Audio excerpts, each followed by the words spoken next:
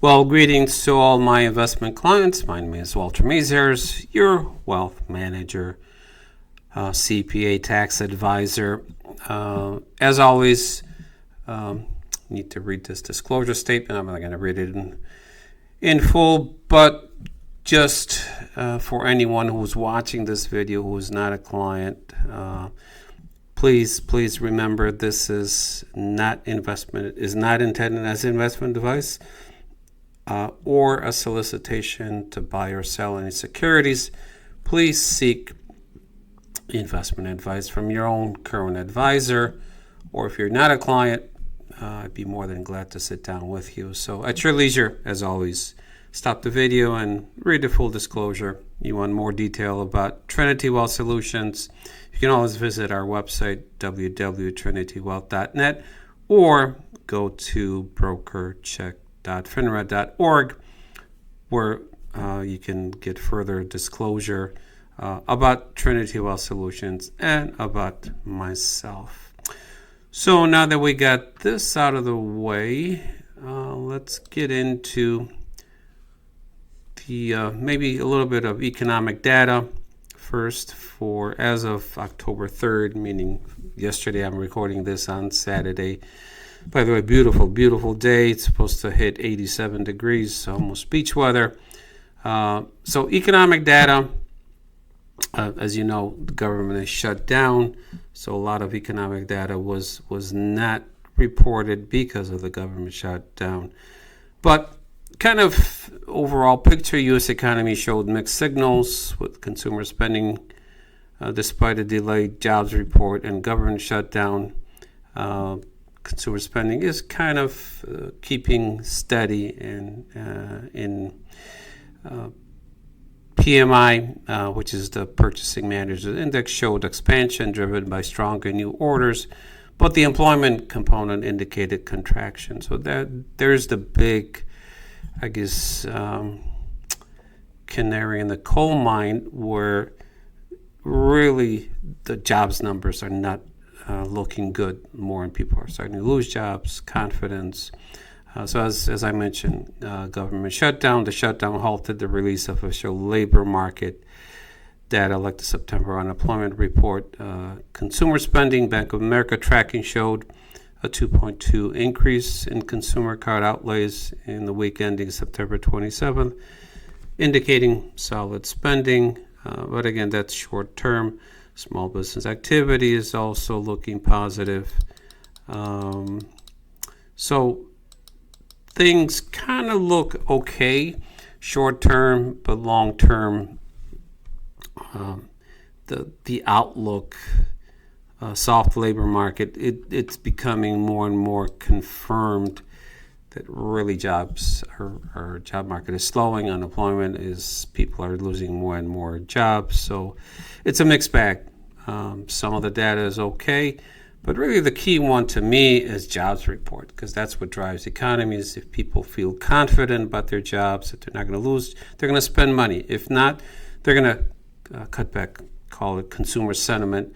It's very low right now. People are concerned about potentially losing their job. So stay tuned. We shall see. Hopefully the government will reopen. Just by the way, do not worry. Social Security checks will go out. Do not let anybody tell you that you won't get Social Security checks will not go out. I mean, deposits. Even if the government shut down, they will be funds for Social Security payments. So on that note, let's talk about, let me just talk about interest rates. Why do I talk about interest rates? Because they are critical to some opportunities we're going to be looking at in the near future. I don't know if it's in a month or 2 or 3, long duration bonds. So if we look at a very long-term range of interest rates, we go back to 1989, interest rates were pretty high, almost 10%. And then there was this momentum down. Interest rates started to come down quite a bit. And then as we see, 2019, COVID pretty much got down to zero. And then interest rates started to go up because of inflation, and Federal Reserve started to increase interest rates. And right now it's trying to find a direction. And so it's still not time to get into long duration bonds, because if we look at a shorter term, 5-year, we can see it's been just kind of trading sideways interest rates. No big movements. I mean, here in 23 went up to 5%, then went down, kind of up and down, and we're holding steady. This is a 30-year bond, about 4.7%. So at some point, this is going to happen almost for sure. Interest rates will come down. Let's say the 30-year bond goes down to like 2.5%. And if we get in at the right time of long duration bonds, potentially we're looking at 20-30% gain on those long duration bonds. And no, we're not going to hold 30 or 20-year bonds for 20-30 years. That opportunity is maybe for 1, 2, 3, 4 months at most. We'll get in and then make the profit and then get out. So that's why I always talk about interest rates, because that's more important to the long-term health of the economy and which direction the stock market may go, and then create opportunities for our clients where we would invest in long duration bonds. We're not there. I don't know if that's going to be in a week, 2, a month, 6 months. I have no clue. We just follow the trend. And right now, as you can see, there's no definite trend to the downside yet. We need to see, if we go back here, definite this type of trend where it's just trending down, down, down. That doesn't mean, in a week or two, it may take 6-7 months where you'd see a definite trend of interest rates going down. So let's get into the stock market. Friday was a mixed bag. It started out, most indices were kind of going up, SPY. But at the end of the day, towards the end of the day, it kind of pretty much flat. And also QQQ actually lost about 0.5%. And gold was actually up 81 basis points. So just a quick reminder to my clients, we have exposure to pretty much QQQ, which is technology, SPY, which is the broad market, and we have exposure to gold. So we're about 80% exposed to a diversified portfolio. It's done very well. And we are hitting our, consistent target of 10% long-term rate of return. If we look at, let's just look at 1 year. So if we look at the S&P 500 for 1 year, it's about 17%. On average for 1 year, our clients are around 11 to 12%, 10 to 12%, depending on how aggressive the portfolio was. So we're keeping track very well over the last year with the stock market. Obviously, we don't want to be 100% in the S&P 500 or QQQ because you just don't know when the markets could roll over. Again, the trend, the research we're getting, the trend is still, momentum is still up for the stock market. We're in the fourth quarter. October can be a little choppy sometimes. So if we look at 5 years, we start looking at October 23, there was a dip. Let's see what it did in 24. In October,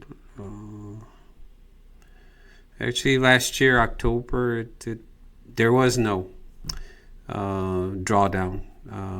The drawdown really happened, started really February and then March. So October can be volatile.